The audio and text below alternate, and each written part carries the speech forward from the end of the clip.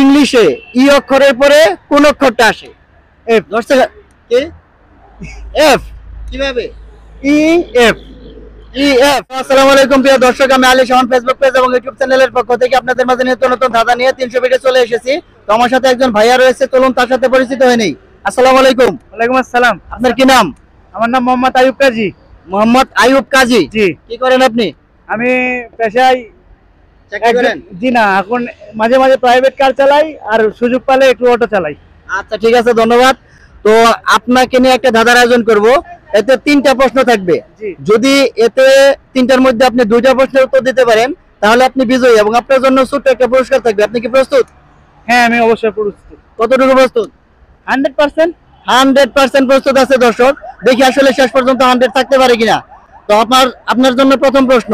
জি প্রশ্নটা হচ্ছে, পাখি এবং মাছ জি এই দুটার সাথে সম্পর্ক আছে, তাই না? জি আছে? জি অবশ্যই। কিরকম সম্পর্ক?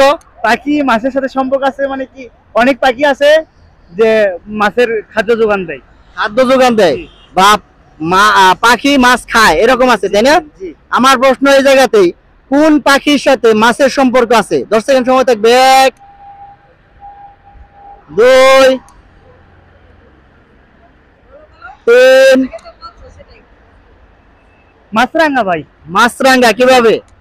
মাছরাঙা পাখির সাথে সব সময় মিলেমিশে থাকে, কাছাকাছি থাকে। দেখি ব্যাখ্যাটা হয় নাই, ভালোভাবে দেখেন। মাছরাঙা কিভাবে? মাছরাঙা মানে মাছ দিয়েই পাখির নাম মাছরাঙা, দুইটা এক। মাছ দিয়ে পাখির নাম মাছরাঙা, এজন্য মাছের সাথে পাখির সম্পর্ক আছে। রাইট রাইট রাইট, একদম রাইট। আপনি প্রথমটার মধ্যে প্রথমটা পেরে গেছেন। তো আপনার জন্য 2 নাম্বার প্রশ্ন। প্রশ্নটা হচ্ছে, যেখানে শব্দ আছে সেখানে কোন জিনিসটা থাকতেই পারে না, থাকা সম্ভবই না? 10 সেকেন্ড সময় থাকবে। 1 2। এটা তো সঠিক আমি বলতে পারবো না ভাই। 10 সেকেন্ড সময় পাবেন। 3 পাবেন। 4 5 6। আপনি কিন্তু নীরবতা পালন করতেছেন। নীরবতা ভাই। কি? নীরবতা।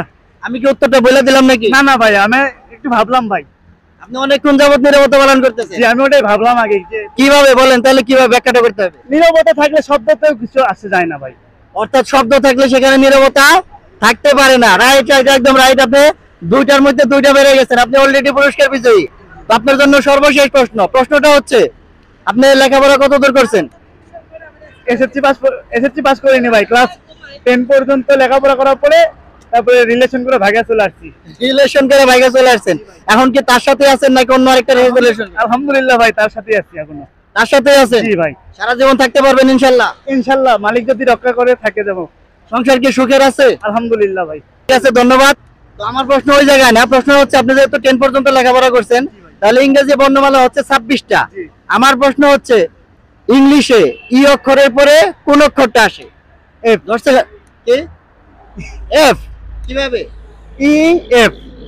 ই এফ। জি। কিন্তু আমার প্রশ্নের মধ্যে উত্তর আছে, আমি কিন্তু সঠিক উত্তর হিসেবে ধরে নিতে পারতেছি না। ইংলিশে ই এর পরে কোন অক্ষর আসে? 10 সেকেন্ড সময় থাকবে। 1 এর পরে জি। 2। প্রশ্নের মধ্যে উত্তর আছে। 3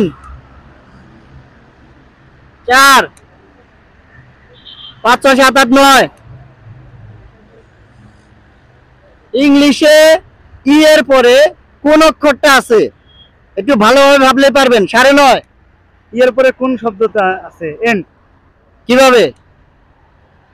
ইএন। ইংলিশ লিখতে ENGLISH, জি ভাই। ই এর পরে এন আছে। জি ভাই। রাইট রাইট, এটা একদম রাইট। আপনি 3টার মধ্যে 3টা বেড়ে গেছেন। আপনার জন্য ছোট্ট একটা পুরস্কার। আমাদের ফেসবুক পেজ এবং ইউটিউব চ্যানেল আলী শাওনের পক্ষ থেকে পুরস্কার। তো কুইজটা খেলে আপনার কেমন লাগলো? আলহামদুলিল্লাহ, খুব ভালো লাগছে। সবাই বেশি বেশি ভাইয়ের ফলো আর করবেন। ঠিক আছে, আপনাকে অসংখ্য ধন্যবাদ। শুধু অন্যকে বললেন, আপনি নিজেও কিন্তু করতে হবে। জি ভাই, আমি অবশ্যই নিজেও করবো ভাই। ঠিক আছে, ধন্যবাদ।